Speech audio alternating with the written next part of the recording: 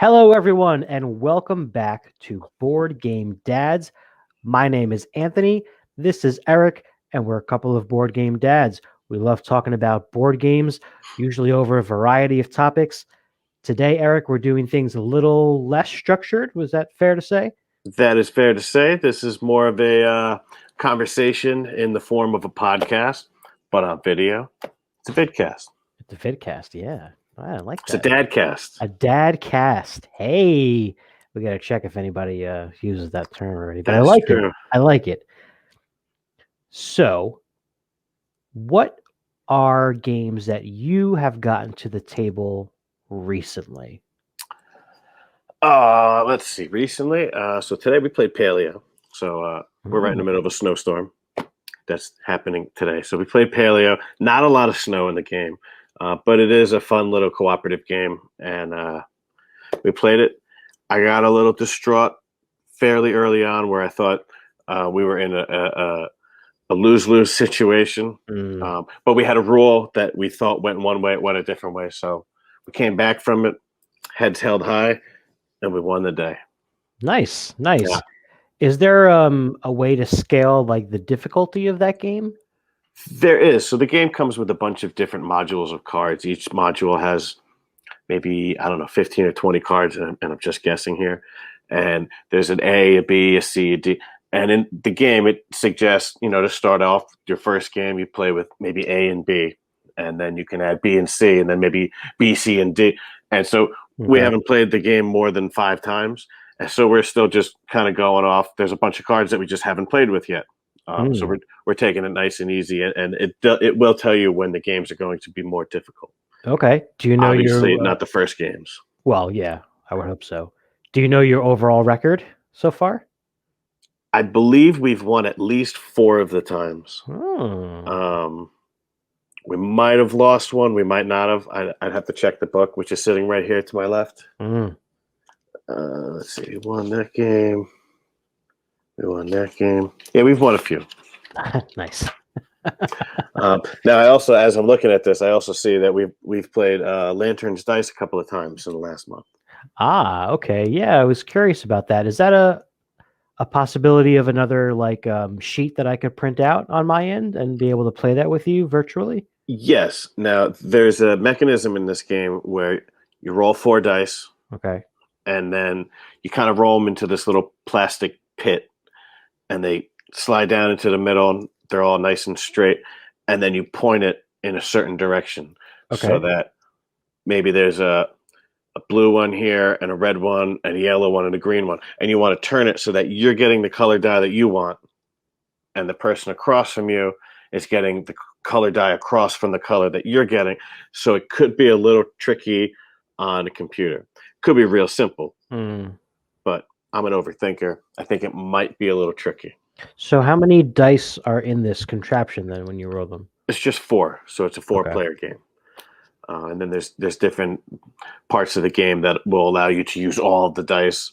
But the other person, every turn, every roll of the die, everybody at the table is getting a color die. Gotcha. So that's nice.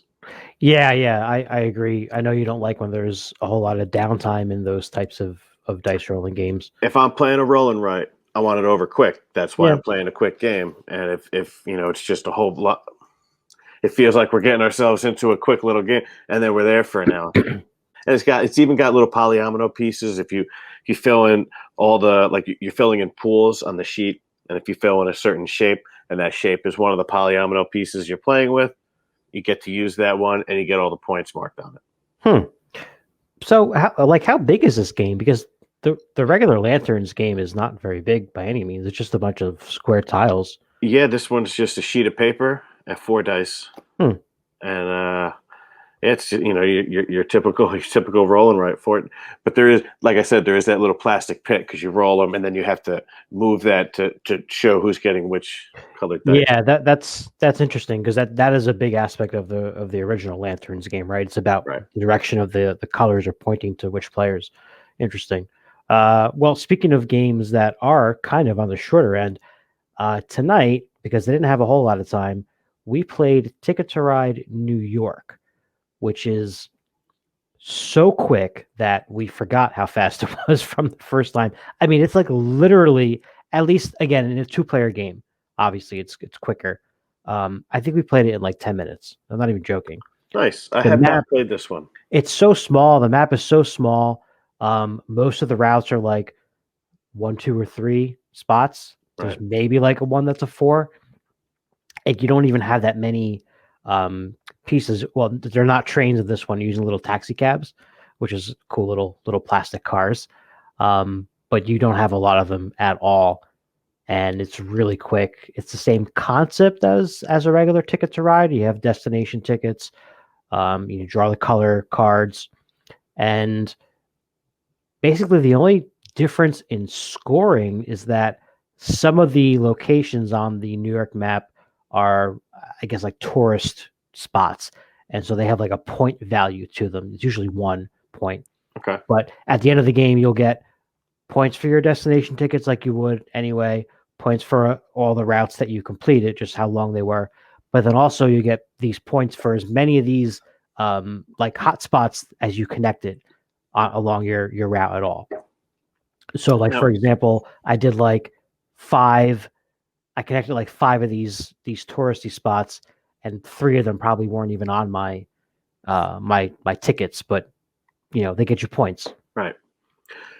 Would you say this is more of a watered down Ticket to Ride, or would you say this is more of a Ticket to Ride, just less of it? Yeah, it's You know what almost I mean? like I do know what you mean, and I think it's the latter. It's almost like this is a Ticket to Ride, the dice game. It has no dice. Mm, So take that part out. But you know what I mean? right. How like most of the dice versions of existing games that come out are much more streamlined, a lot shorter, less complex.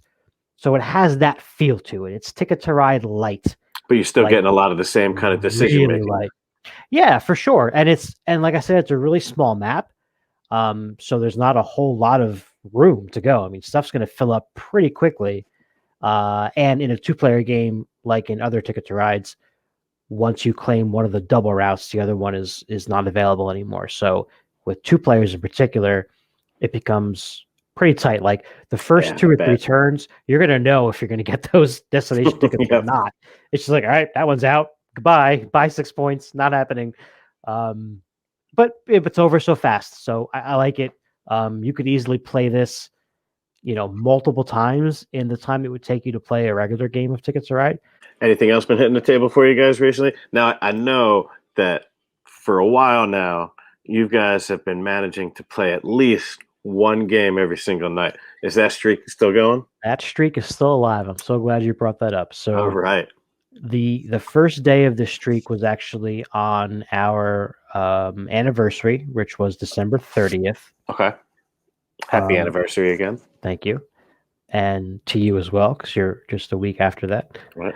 And on that day, we played games with you and your lovely wife. Actually, we played Welcome to the Winter Christmas Edition, and then we Check my book played here. 2 games What of Diamant. that was the 31st? No, 30th. 30th, right. Looks like Melissa won Welcome to. That's correct. And as per usual, I was utterly destroyed in Tiamat. You scored the same both games. And it was I was last place in both games. And I love that game. Yeah, I was pretty far out in the first game, but the second game I only lost to Melissa by 2. It looks like Lauren won. Yep. Yep. But anyway, that was the beginning of the streak. So after I don't remember after how many days that Lauren proposed this idea, but it was pretty early on. She said, "Let's try to play a game every day up until Valentine's Day." So from our anniversary to Valentine's Day, that's the initial goal. Okay. And we're on pace still. We played a game tonight, Right. like I said, Ticket to Ride. So we have 34 days in a row that we've played something. It's not too shabby. Yeah, it's not too shabby. I mean, a few of them are definitely some quick ones, but that's acceptable with this kind of situation. And Hey, we had games are games. games are games, of course. You got kids, you can't play long games that very, very often. That's true. That's true. So the big question is, when we get to Valentine's Day, how much longer do we go with the streak? I mean, you can't just stop at that point, right? I mean, you can, so that you don't have to worry about it. Yeah, that's true. I guess you can. Have you gotten any new games recently? Oh man, let's see. Or have you gotten any games to the table for the first time ever recently? Yes, that is a much easier question to Okay. answer. Then which ones you bought most? That's a tough question.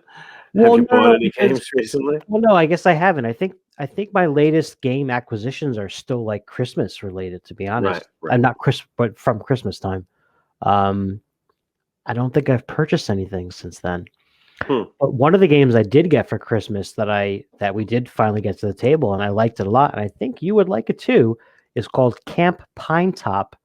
I've heard of that one. I've This was heard a of that one. Kickstarter that I was kind of on the fence on, and I ended up not backing it. I wish I did now, obviously, but it's basically a racing game, honestly, in Okay.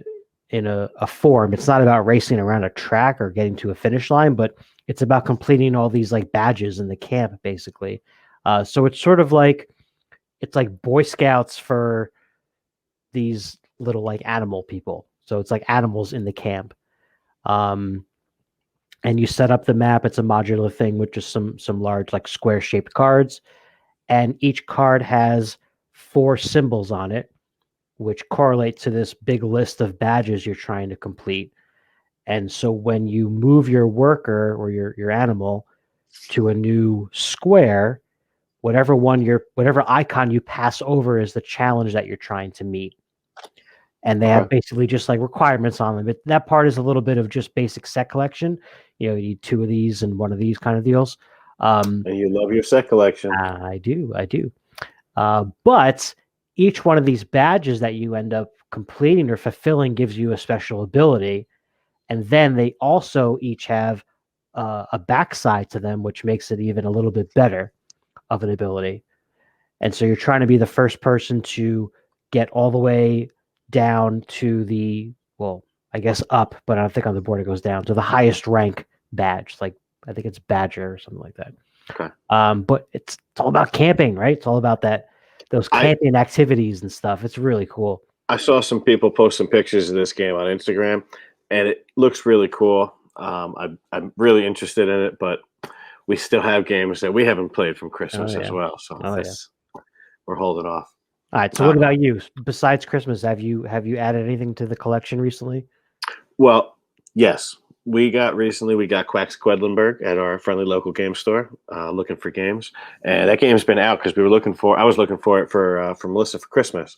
Haven't been able to find it for a couple of months, so we finally got that one, and I got the Wasp expansion for Marvel Champions. Haven't played it yet though, but very excited to. Melissa will probably play that one first. She tends to play more of the females before I get a chance to, and that's fine. But I got Melissa God's Love Dinosaurs for Christmas. And we finally got that one to the table, I think yesterday. And it was really cool. It's a lot of fun. Let's see who won. Actually, Melissa might have won. God's Love Dinosaur. Melissa won. Yeah, I was doing really good, and then she won. Nice. So that's cool that can happen. Yeah, for sure. It sucks that it happened to me. But similar to Quedlinburg, where they had that really nice catch the leader kind of mechanism.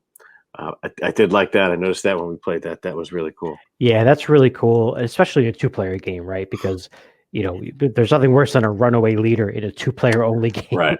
Or not only, but with playing with 2 people, because then you just feel like you're out of it from the beginning. So yeah, I appreciate that as well. So before we get to our main topic, which is going to be, I don't know if we mentioned this before, our favorite game mechanisms. I did have one more question for you, and that is whether or not you have any games on the radar right now, games that you're looking to buy soon, or maybe games that just came out on Kickstarter. So I want to get there seems to be a ton of games with bees in them recently, right? And I want to get one. I remember you talking about this. Yeah, because I do like that theme. Bees are really interesting insects, right? They're so integral to the ecosystem to the point where when the Unless you're population, allergic, well, yes, but they're still and then there are a bunch of murderers.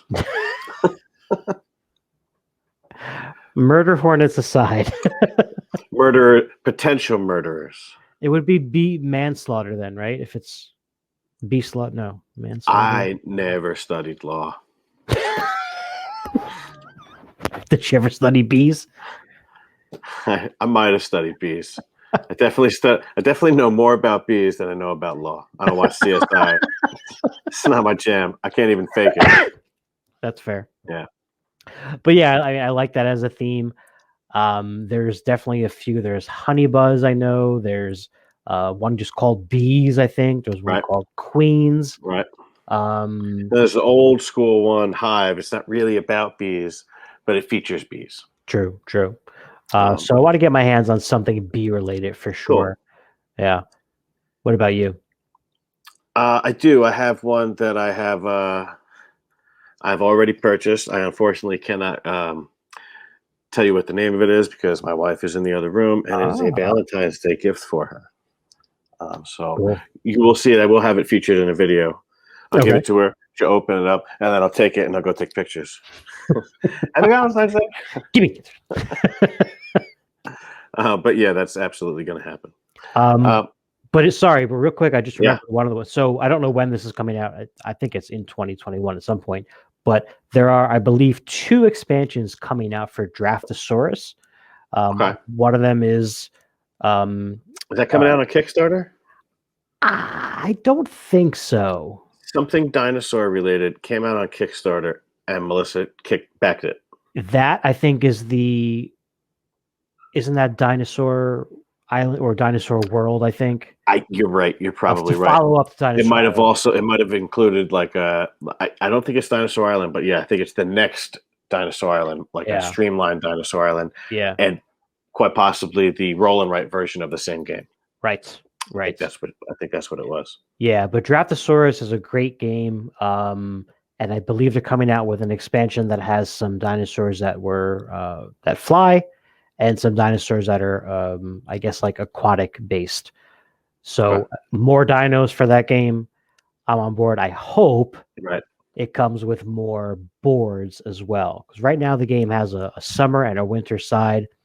They're both different but similar, but they both play really quick. So when Lauren and I at least sit down to play this game, we almost always play both sides back to back. It's just kind of like, why not? It's snowing out, so you got to play the winter side. We'll play that one first. So while this is loosely structured overhaul, we did have a main topic focus, and that is what are our favorite mechanisms in games. Some people call them mechanics in games. I think we both tend to say mechanisms. I've heard Rado go off on a rant at how the proper vernacular is mechanism, not mechanic. Mm-hmm. And so I try to call them mechanisms as much as possible, but a lot of people just call them mechanics, and that's fine. I'm not going to go off on a rant because I don't know that much about the English language apparently, because I'm fine with either way. Anyway, our favorite things that you can do in games, basically, or to that effect. Right. And so we have 3 each, which is how we're going to bring these to the table. Eric, do you want to kick us off with yours? All right, let's see what I got here. Oh, all right. So my favorite, and this is going to be no surprise, cooperative games. I love cooperative games. I'd rather play a game where both me and my wife can win together rather than one of us wins and they're happy and one of us loses. And there's a chance that the person that loses could feel like, at some point in the game, I'm not going to win this game. You know, it happens. You get upset sometimes when you go somewhere and then you're like, you took my spot. It's just, it happens. But in a cooperative game, you're doing it together. You're playing together. You're fighting together. And some games, some cooperative games, really do a great job of changing the way that you can help other people. And it's just, it's interesting. Wonder Woman they have a unique mechanism where you get to like talk about what your battle plan is going to be, but you haven't seen all of your cards yet, That's so you don't know true. what That's to do there. true. Yep. That's different. Spirit Island, you're all playing together, and you can all kind of put out stuff at the same time. And it's just there's tons of different ways that cooperative games really lend to an excellent game experience. And so yeah, so there we go. I just babbled on long enough about that. Well, so besides the two games that you mentioned, what are some of your favorite cooperative games? Well, so I love Deckscape out of the escape room games. Those are all cooperative games. Those are a lot of fun. Um, Pandemic is a great cooperative game as well. It's one of the first game that got me into the hobby. Mm-hmm. We've also played Legacy Season 1, finished that one, and we're in Legacy Season 2. And we love it. It's a little bit of a setup and everything. We can't just, oh, we got an hour, let's play Pandemic. Right, Where are the new rules and where did we leave off and what just happened? And so it doesn't get to the table as much as it could. Flashpoint is another game that's a really cooperative element is fun. It's very similar actually to Pandemic. Oh yeah. Pandemic was the first new game that I played, and you introduced me to it. And Flashpoint was the first new game that I bought, and it was just this whole new genre of game I never experienced before. This cooperative thing. So Right. yeah, I love it too. Going back to things that are sort of familiar. We talked about how the cooperative games sort of, changed the scope of gaming in our perspective of what you were trying to do. But there are some older mechanisms in games that, have been around for so long that are present in a lot of these modern board games. And one of those specifically, my first pick here, is a set collection mechanism. And again, I say that because it's a very relatable thing in terms of teaching a game that has set collection to it, because most people have played, a game like Rummy, where the whole hand that you have is collecting, a set of 3 and 4 or whatnot. So it's kind of a familiar thing. And a lot of games do it in where the whole game is not just that thing, right? But it's like a part of the overall sort of goal of the game. And the one that comes to mind first has to be Ticket to Ride. And again, I guess that's kind of, I'm on the same vein of a game that's easy to teach, to introduce to new people. And that's what makes Ticket to Ride an attractive choice for that reason, right? You're trying to get this many color of a train so you can fill in this route here that pictures that many color trains. Like, it's really obvious. It's an intuitive game and just simple. And there's no hand limit in that game. So you can hoard as many cards as you want. And That's it how I doesn't play. matter. Yeah. A whole bunch of cards in the first like 10 turns, and then I just take like 5 turns and just put out a whole bunch of stuff because I don't know like where you're going yet. Oh yeah, for sure. Now I will tell you that in Ticket to Ride, that's a great example of set collection because I love Ticket to Ride. Who doesn't love Ticket to Ride? But some smaller games, like a game that's a reskin of Rummy, like you said, I find set collection to be pretty boring. There's got to be, it's got to be along with something. It can't be the main mechanism in the game, or I'm just uninterested in it. Right. Yeah, that's fair for sure. Besides Ticket to Ride, there's a game about pirates called Sea of Clouds, Right. which has a set collection aspect to it, but there are other things going on. But I like in that game where, for the most part, these things you're collecting are like things like rum and artifacts and things like that. And usually the more you get of that particular thing, the more points you'll get for it. Right. But there's a couple of them that are, if you have only 1 or 2 of it, you start off kind of in the negative point range. So you really want to go for those. And that makes it a little more of a decision as opposed to which color, do you want to take, kind of thing.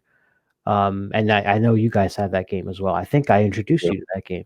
You did. Yeah. It's not a great 2-player game. Oh yeah, no, agreed. But it is a fun 3 or 4-player game. I love pirate games. Yeah, and it's Sea of Clouds, so it's like airship pirates, which at least is a little bit different than what a lot of the pirate games are showing you with the ships and whatnot. What's your second mechanism? My second mechanism, and again, these are all right from Board Game Geek. Just throwing that out there because cooperative games, I felt like was more of a category. I saw it listed as a mechanism, or actually a mechanic. So I listed as mechanic, That's true. and so I chose it. This next one is action point allowance. I love this I love having a set amount of actions, like in a pandemic or in a flashpoint, like I already talked about. You have 4 actions, and you have maybe 6 different things that you can do. Maybe you can spend 2 actions to do this, or you can do this, or you can go here, and I love that. I think that's you really get to kind of choose what you're gonna do. Yeah. In some games, the action point, it's more of like, well, you have 6 hours in the day. Here's what you're going to spend multiple hours doing, and I just think that's cool. I think that's really thematic, and so yeah, that's action point allowance is a favorite mechanism of mine. Yeah, that's really cool. It gives you a lot of choices, like you said, Right, and if you combine with it a game, like Spirit Island that has variable player powers already, right? like horrified. Like Horrified, exactly. That kind of expands on that even more because you have Yep. a lot of just so many different things to choose from. Yeah, Yeah. that's Horrified's got a bunch of different things you can do, and then you have the different villains and the right. different player powers, and yeah, I could talk about Horrified all day. What's your next favorite mechanism? My next favorite one I have here is another one that I think is familiar to most people, and that's the mechanism or the element of push your luck, right? You can, collect X amount of things and you can keep rolling those dice or keep flipping those cards as long as you want, but there's always a bust point, right? Of some kind. And again, that's a familiar thing to people. So when you take that idea and say, hey, this is a game about making potions like Quacks of Quedlinburg, or this is one about, again, going back to pirates in Port Royal. If they know what push your luck means, where you take one more thing and you get screwed, it doesn't matter what the rest of the game is about. They know how to do that part, Right, right? And so that's a great introductory, a nice hook for people because everybody has a little bit of a gambler in them, right? I mean, there's always that just a little bit more, a little bit more, yep, and it's chasing that like that addictive. stock thing, but it's fun because it's a game and there's no consequences at the end of it.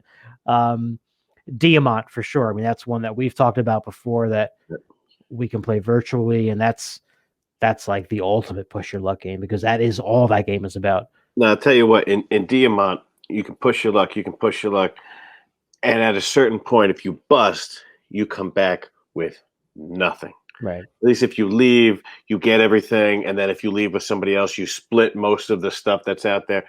If you bust, you're done. In Quacks of Quedlinburg, which, like I said, I just got recently, if you bust, if you go over 7, you still get most of the rewards at the end of the round that you're going to get. You don't get both the money and the victory points. You just get one or the other, and you don't get to roll that die. Everything else is the same, and I think that's great. And yeah, I'm really itching to play that one again, and we're gonna hopefully play that one over the internet Zoom call one of these days. Yeah, for sure. I think it's pretty simple to do that. Yeah. Pull those bags out. But yeah, besides those, I even have a couple of quick dice games that have a good push your luck element. That's Zombie Dice and Martian Dice. Okay. Same publisher, I think, slightly different games, different enough that I own them both. But again, another one that if you're like, hey, you want to roll some dice, and then maybe roll some more dice, and then maybe decide to stop or not, it's like, There's also Deep Sea Adventure. Now you've played that one. oh, that's right. I forgot That's about where that. you push your luck, and you all go, and everybody wants to go real deep, get the most expensive jewel, and then come back, and nobody ever makes it. We always run out of oxygen, and it's crazy. You're pushing your luck, and somebody's just gonna be like, well, I'm gonna pick up 3 different things, and then I'm gonna take up all the oxygen, and then nobody else makes it back. That is a very unique push your luck game. Right. It's a fun one too. Yeah, for sure. All right, so my last one is so on Board Game Geek, it's listed as either storytelling or narrative choice and paragraph.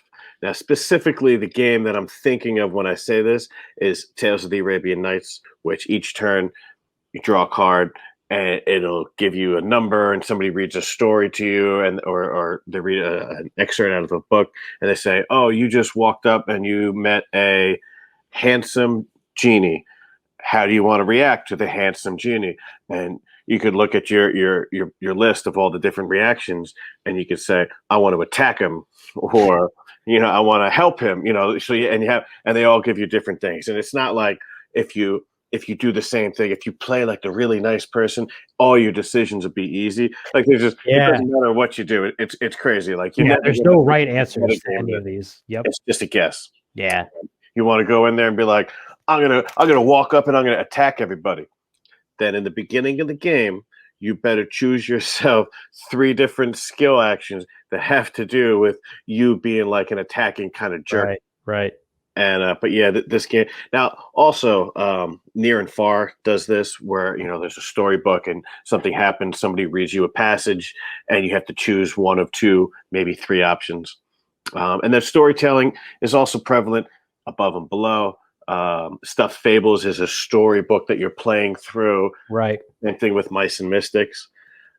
There was another game that we got, Delve, which we thought was going to be the same kind of storytelling thing, but it was really just really swingy luck.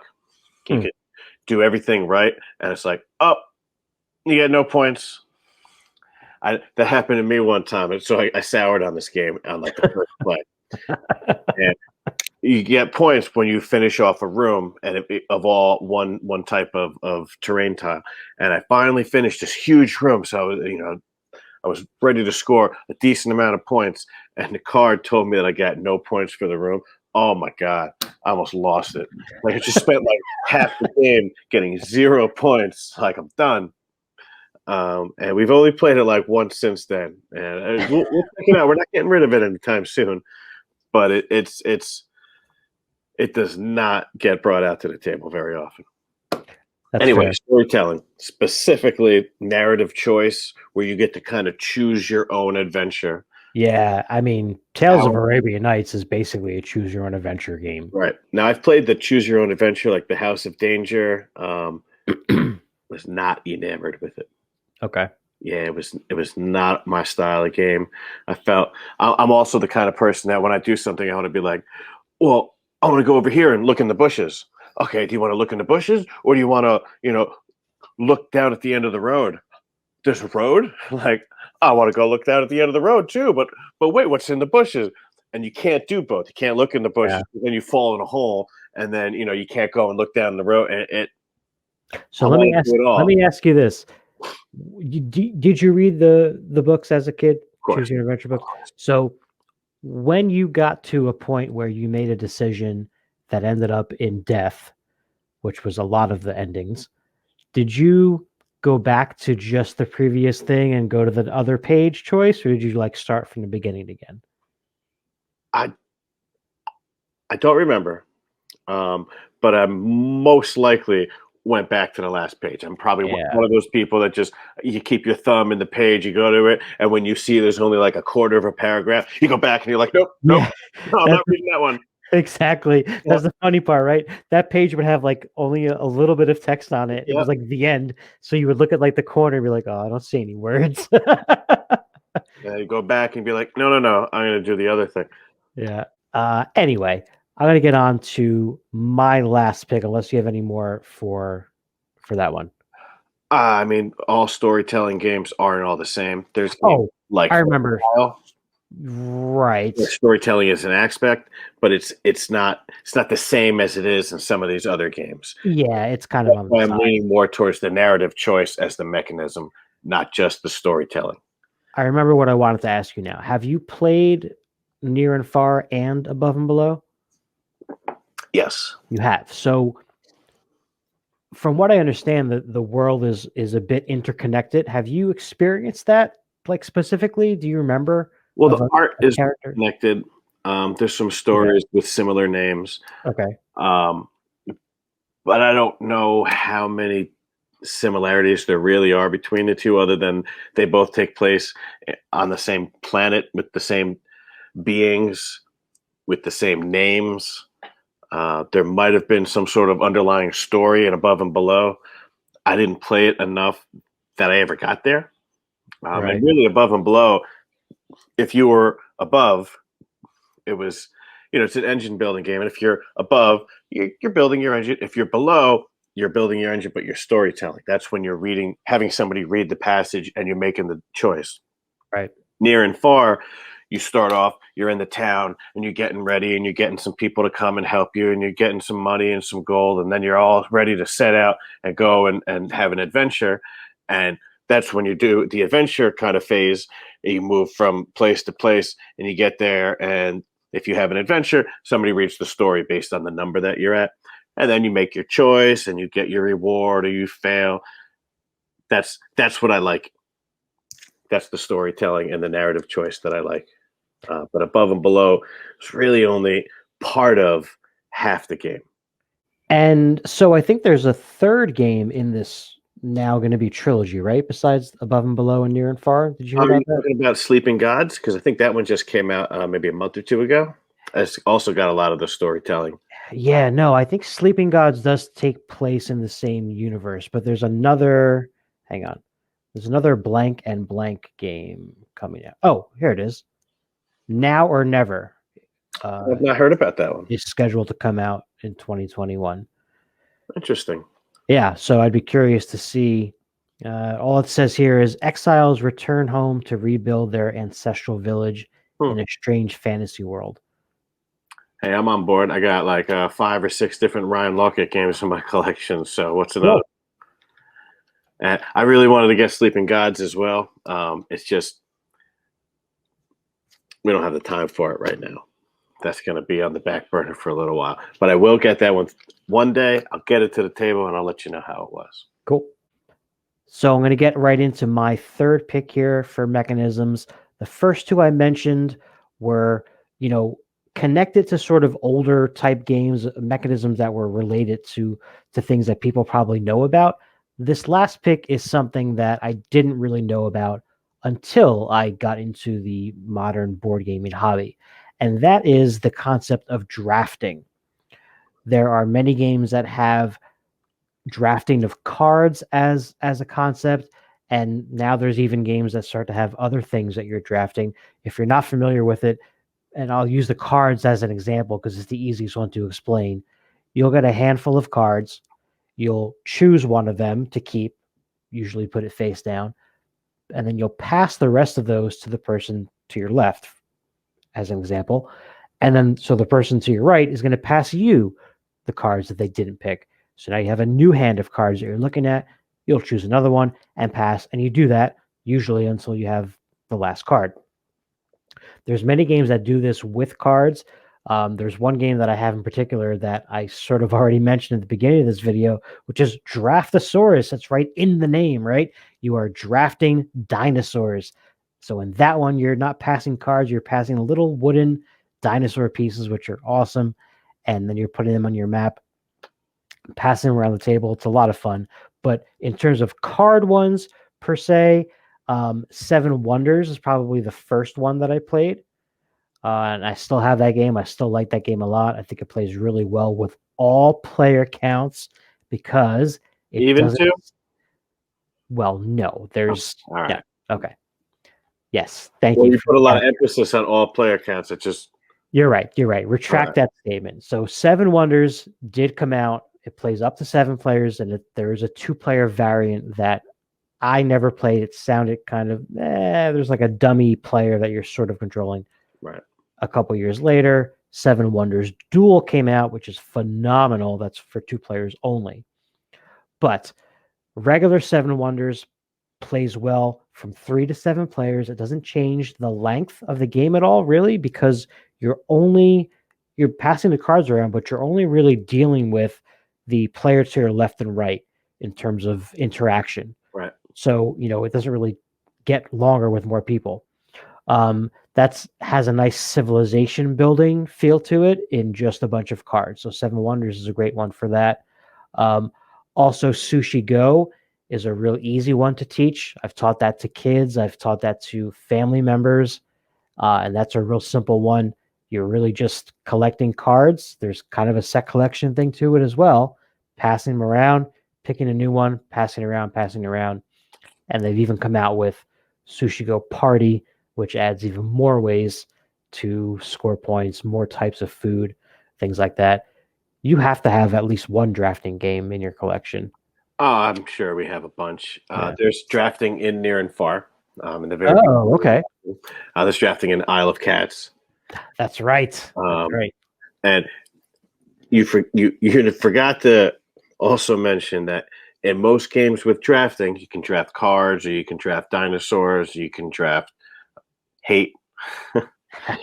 So maybe I don't want one of these cards, but I know you want it, so I just take it anyway. So there's a lot of hate drafting as well. Oh yeah, and if you want there's a game, two games that I have that are very unique. They're kind of the same thing with a small little thematic change, but Tides of Time, Tides of Time / Tides of Madness are 2-player only drafting games, which sounds kind of weird, but it really works. And to your point, Eric, that game is you're going to hate draft at some point. You're going to see what your opponent is collecting or trying to go for, and you will be very tempted to keep a card that you know they want.